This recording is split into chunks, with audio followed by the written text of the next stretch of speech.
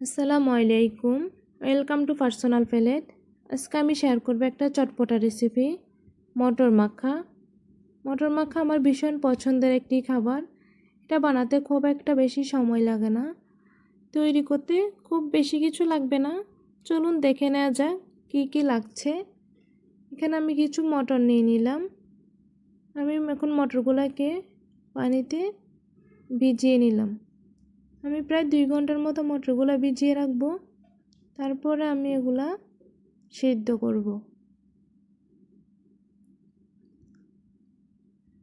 আমার মটরগুলো 2 ঘন্টা ভিজানো হয়ে গেছে। এখন আমি এগুলা সিদ্ধ করে নিব। এখানে আমি কিছু হলুদ গুঁড়ি দিব আর একটু লবণ দিব। তারপর এগুলোকে চুলায় বসিয়ে দিব।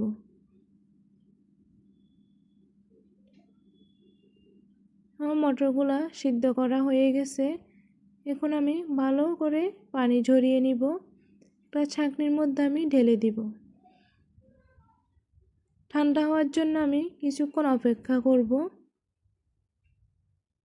এখানে আমি কিছু শসা কুচি নিলাম, পেঁয়াজ নিয়ে কুচি করে নিলাম, টমেটো কুচি নিলাম, 2-3টা কাঁচামরিচ কুচি করে নিলাম, আর একটু লেবুর খোসাকে গ্রেট করে নিয়েছি আমি।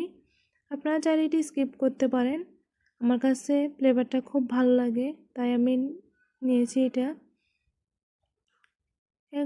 এখানে আমি 3টে ডিম সিদ্ধ করে নিয়েছি, ডিম সিদ্ধ করে কুচি করে নিয়েছি। এখন আমি একটা মিক্সিং বলে সব কিছু মিক্স করব। শসাগুলো আমি এখানে দিয়ে দিলাম, পেঁয়াজ, কাঁচামরিচ, টমেটো। এখন আমি এখানে ম্যাজিক মশলা অ্যাড করব, এটাকে আমরা সাদে ম্যাজিক বলি। যে কোনো দোকানে পাওয়া যায় এগুলা। আর 2 চামচ চটপটি মশলা দিয়ে দিয়েছি। একটু সরিষার তেল দিলাম।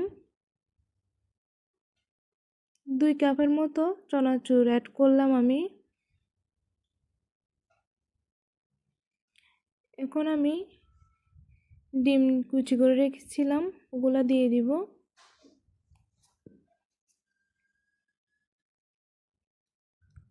এবার আমি একটা চামচের সাহায্যে ভালো করে মিক্স করে নিব।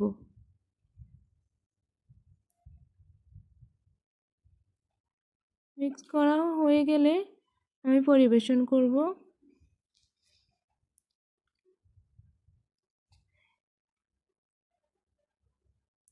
আপনারা বাসায় একবার হলো ট্রাই করবেন। আমার মটর মাখা রেডি। কেমন লাগলো আজকের রেসিপিটা কমেন্ট করে জানাবেন।